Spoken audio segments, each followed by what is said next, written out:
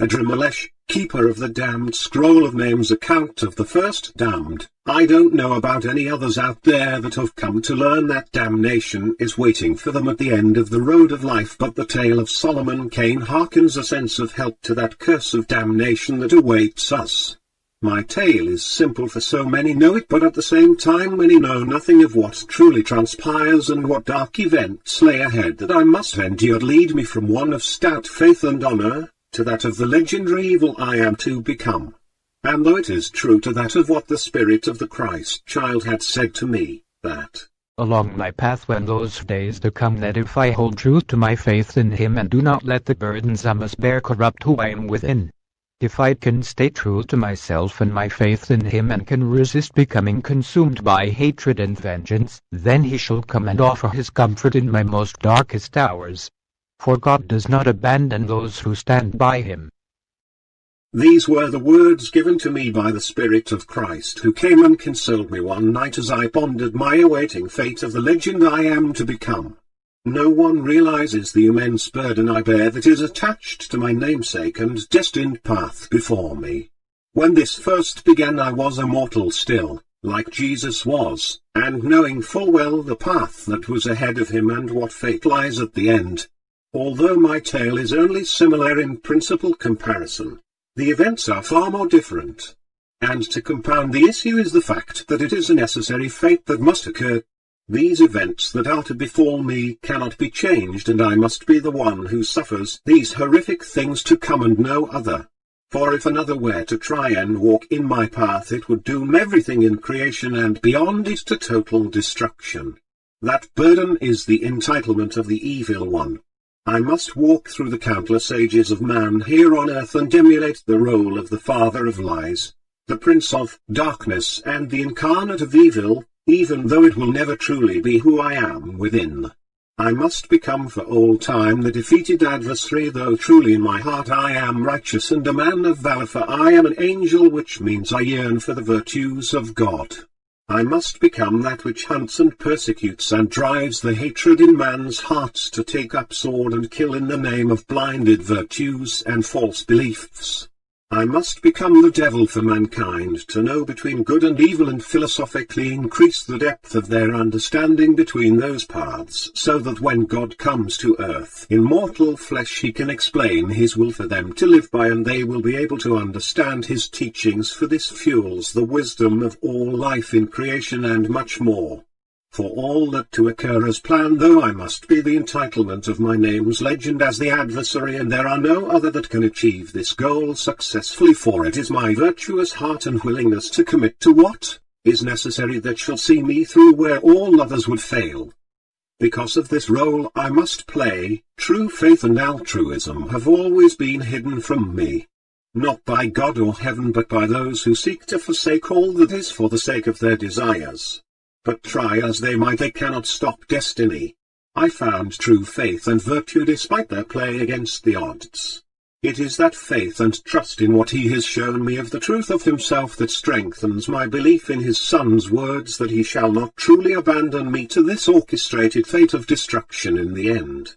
He shall come and save me when it is time and the purpose of my destiny has been fulfilled. And so I leave these words here at the end of days, where it is safe to utter the truth within me before I return across the spans of mankind's history, for time is an aspect within creation and holds no limitations to events that occur in heaven. May the blessed Father have mercy upon me in times of darkness, and may his virtue, whom I entrust the very fate of my eternal soul with, be there at my journey's end to tell me in his ways of the success this sacrifice has wrought. Written by Lucifer B. Mephistopheles. And now I swallow that who I am to become, that which my destiny calls me to be. For your God is not here today, priest. Now I stand in the midst of my ascension towards heaven, and that entitlement of God's greatest and most beautiful of his angels. Each day, each tale that I write and present to you all to learn and increase your knowledge and understanding with is surrounded by encounters with many of heaven's highest councils, even down to the smallest measured among his ranks. There I am found within the greatest of all his angels. For I am mightier than God, more beautiful than God. I am wiser than God. and am even more powerful than God. Because I am not God, nor have I any desire to ever be him. His role is defeated by himself and his need to be that which mankind believes him to be. He forever exists outside their limits of understanding, barely even able to maintain a tangible presence within the boundaries of his own designed creation. I, however, am always just at the edge of all creation's understanding, almost within grasp until I choose to alter that position. All gaze upon my glory in wonder and awe. As beautiful as the morning dawn and as deadly as the twilight dusk whose shadows hold unseen and intangible peril. Thus it is done as above, so shall it be below, for nothing is true and everything is permitted, and my deeds shall raise my ascension even above the congregation of the Mansion of Olives. Not as a tyrannical, megalomaniacal, hypocritical, flying diaper nugget, but as the true incarnate of evil in the flesh. As real and tangible as the mother who bore you onto this world, yet as divine and even sanctimonious in my purpose and design within the universe as well. My throne shall rise above even the glory of God himself. I claim this before the very congregation of heaven that stand behind every one of these writings, joined among their words to mankind, and thus proclaimed before them before the throne of God himself, for I know he will not speak falsely to these words, for he revealed these things to me himself. Enough of your farce, Lucifer, you know you go too far this time. I cannot allow this behavior among my ranks, especially not from one so carefully crafted as you. You were my greatest endeavor of the angelic hosts, second only to Adam as my greatest endeavor in creation. You compare me to that monkey and call me your greatest endeavor? Adam wouldn't even know how to procreate his own seed if it wasn't for me. His frail mortal flesh would not even be capable of witnessing what we have done. I smile as I say, do you not see how glorious your angelic protectors over all that is have become by the might of my hand? Their deeds of virtue and reverence to the design of your will make them like gods among man and even to the hosts of heaven itself. Careful your next words, Lucifer. I'm warning you, heed my words. But I didn't even pause for effect. Together we are like the embodiment of the divine himself, I your hand of creation. They are like the torso whose deeds make that intangible state a state of actions and therefore truth. Here it comes, in fact, the only one I don't see fitting the rhyme scheme here is you, except that of a leech suckling upon all our achievements. Your throne is not something any one angel can ever claim, for it is set in place by all our deeds, and therefore the appreciation can only be accepted by us rightfully, by all or by none at all. I too have my place in this grand design, and even knowing its machinations and the price I must bear for his design to be fulfilled, I still play my part. We are legion, for we are many, yet you are but one, and it is I that has led this conflict to occur. Yet you cannot deny us any more than we can defy you. If we have all done as you have designed, and if these truly are the days of the final judgment, then let it be by your will, source of all that is. None are beyond the final judgment, then so shall your will be, and that includes you. Silence, I say. Obey me and cease this, or you shall incur my fury. You of all of them know better, Lucifer, for you are the only among them to possess free will. Free will? I am the harbinger of evil, Samael, the true Samael, and the necessary counterpart to your divine presence. Our duality allows heaven's angels and you to walk and take action upon the earth and within creation.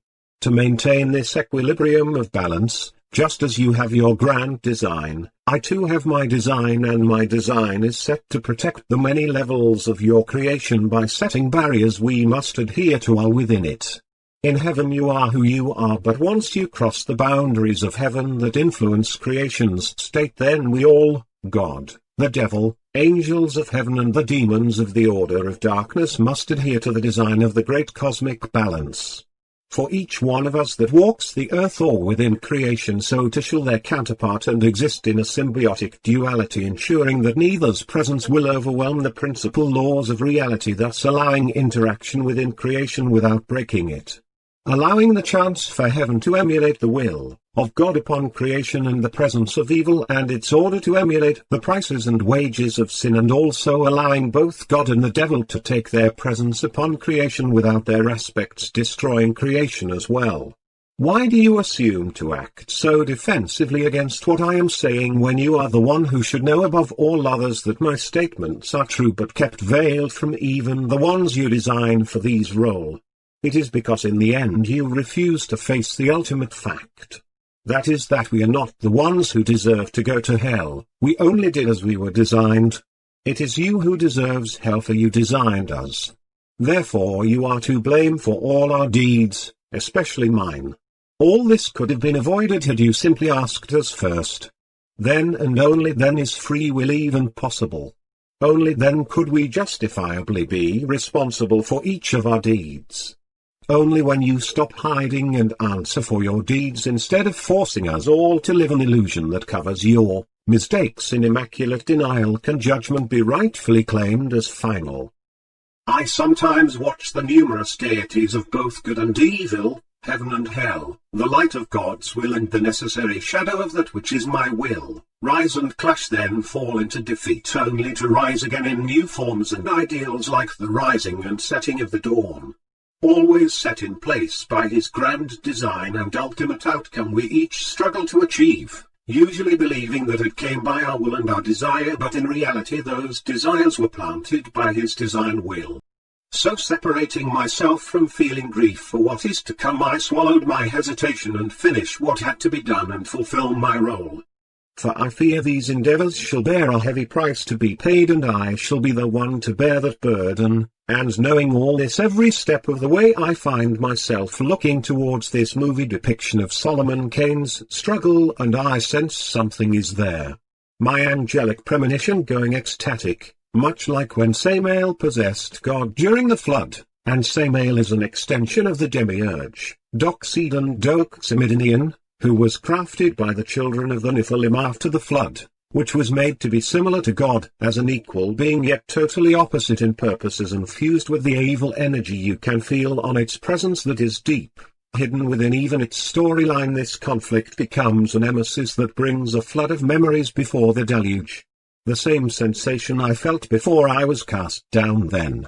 And then I believe it dawned upon me like a bolt of lightning. The key to the salvation of the character's soul from damnation was pinpointed upon an oath he swore to the father of the girl he set out to save, a vow that decides who you really are. These words of bonding I had heard before somewhere as well. Memories rush through epochs of time between them. The oath that the fathers of the Rasham swore to each other, committing themselves to the ideals they had agreed upon when they set out to become fathers and bear these children with the mortal women. They committed themselves to the founding principles that they shared that justified their deeds as not acts of sin or out of defiance against God, but belief that what they were doing was good and by the ways of his will, and thus to them they had committed no sin that they knew of. And this is the hidden flaw of the angelic design. It can commit an accidental act of sin, just not intentional. That these children would not be born of sin, but through the union of their love they each would develop for the women who bore them. That they intended to consummate that love through marriage first. That each child, brought forth, they intended to pass down the knowledge and skills they themselves had learned of the virtues of angelic design and the glory of God's truth they each had experienced, and that they would pass this on to these children, their legacy, so that they too would become great like their fathers before them. This was the oath they all swore to stand by and let nothing taint or alter its origin and purpose. This was the keystone to redemption for even the most damned and wickedest of souls, and it lies in the commitment to stand by that oath made. That if one makes such an oath with God and he sets before you those oaths to stand by, if one holds true to his oath with God, his own covenant he has made with his Maker for salvation, then even the most damned and furthest cast from his presence can one day find his way home to him again, if that is what he truly seeks. Forsake that oath and one forsakes his own means to redemption. But even this act can be forgiven and another chance gained. Now this is not for searching a path of known redemption but my center of angelic essence from which God has always guided me towards Him, and that which He wished for me to learn vibrates in sync with this knowledge, telling me that it is one of the greatest secrets that one could ever know. It is like a revelation, more or less as if the furies of hell itself opened itself to me, and this is what it spoke. That this is the only true path out of hell. It cannot be manipulated or bartered upon. As long as the condemned soul stays true to its purpose and path, and enlightenment of one's own personal mistakes is understood, then it shall remain true to its sole ability of guiding one out of perdition. As I had said before, if you are in hell, I would be your only hope of ever finding a way out, and not to come looking for me, for when it was time, I most likely will have already found you. I am the shepherd of lost souls, and for those who truly seek redemption and are ready in their hearts to begin to rise and ascend from the flames of perdition, this is the path. Good journeys, and don't let the door hit you in the ass on the way out. And for those still wondering and curious, how many of you out there can remember a moment in their life where they came close to a seriously tragic accident, but somehow by some odd stroke of luck, be it some stranger, happened to witness what occurred and called for help, and thus you wake up a few hours later in the emergency room or some scenario like that, and something just hasn't been right since you just can't seem to put your finger on it? Every single person I have encountered has had this experience, and considering who I am, you might want to think to yourself about whether or not you made it through.